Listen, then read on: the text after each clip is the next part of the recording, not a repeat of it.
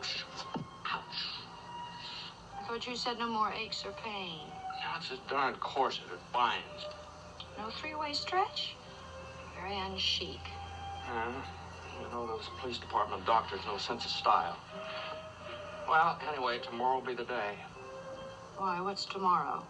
Tomorrow. The corset comes off tomorrow. I'll be able to scratch myself like anybody else tomorrow. I'll throw this miserable thing out the window.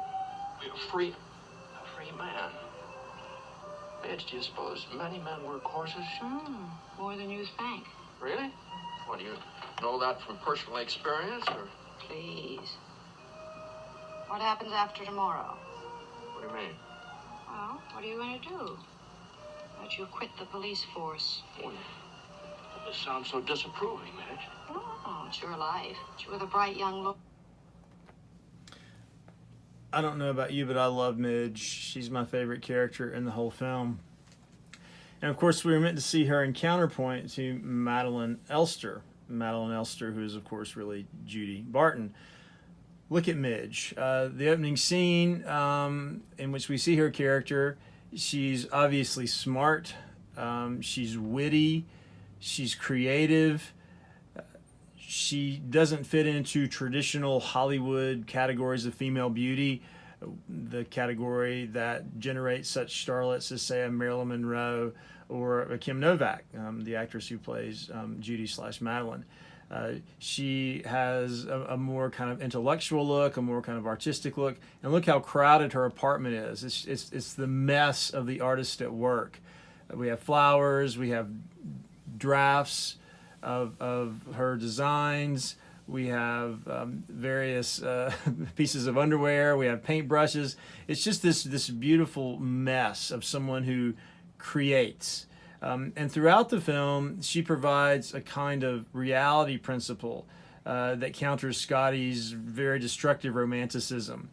Obviously, she pushes this realism too far when she paints Carlotta Valdez, her torso and neck, but puts her face on there, trying to shock Scotty out of his romantic dream, his love toward Madeline Elster. So Scotty is offered the possibility of a romance with a woman like Midge. She obviously loves him. She even notes that Scotty notes that they were engaged at one time, and she sort of grins with regret as well as possible hope. That's an option for Scotty. But like a traditional male, let's say, a traditional male in the Hollywood film, maybe just a traditional male in the Western history, that's a bold claim, he chooses Scotty, not the intelligent woman, but rather the kind of dreamy movie idol woman. It's important to note that Madeline Elster is not real as she exists in the film. She is an actress made up, costumed, and directed by Gavin Elster. So she is not real. She's following a script. Moreover, her appearance is one that, again, recalls kind of traditional Hollywood starlet. She's very curvaceous.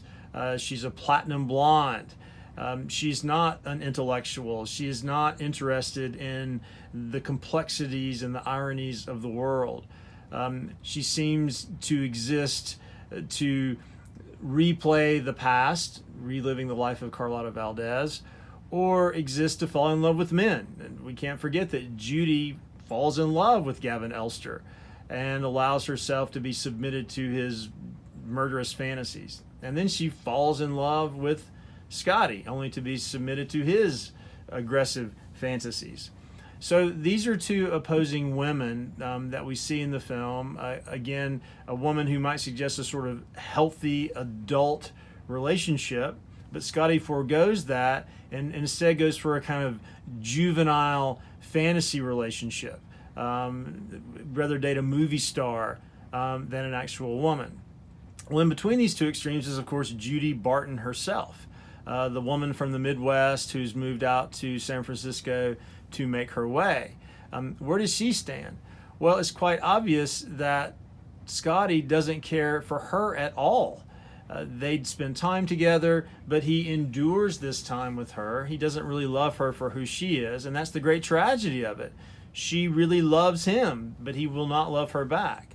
I read somewhere that he doesn't really like Judy Barton. He likes Midge because he can hang out with her and they can have drinks together and go to bookstores together and have witty banter.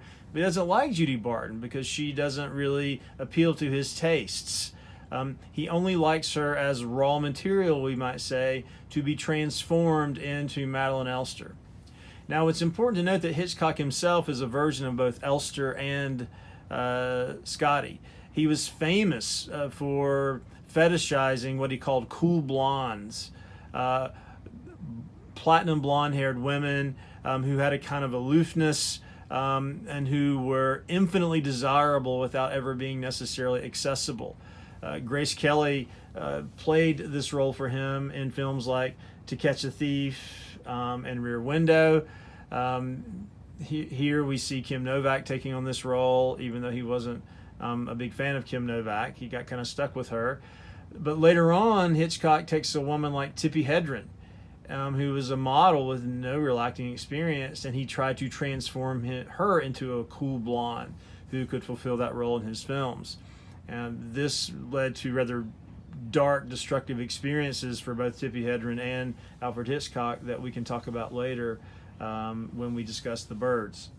So the film, for all of its lush romanticism, can be seen ultimately as a searing indictment of traditional masculinity, a kind of masculinity that values appearance over reality, that values surface beauty over intellectual depth, and that ultimately is more interested in death, meaning a woman who is somehow physically perfect and meets a male's fantasies perfectly, and therefore is not real, is like a statue or an actress or a dream image, therefore dead.